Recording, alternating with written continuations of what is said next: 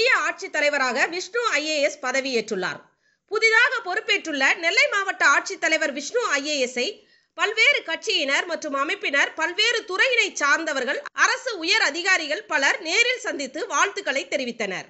மாவட்ட காசநோய் துணை இயக்குனர் டாக்டர் வெள்ளைச்சாமி தலைமையில் மெடிக்கல் கன்சல்டன்ட் ஜெரோம், மாவட்ட திட்ட ஒருங்கிணைப்பாளர் சேது மாதவன், முதுநிலை சிகிச்சை மேற்பார்வையாளர் முத்துராஜா ஆகியோர் புதிதாக பொறுப்பேற்றுள்ள நெல்லை மாவட்ட ஆட்சித்தலைவரை சந்தித்து வாழ்த்துக்களை தெரிவித்தனர்.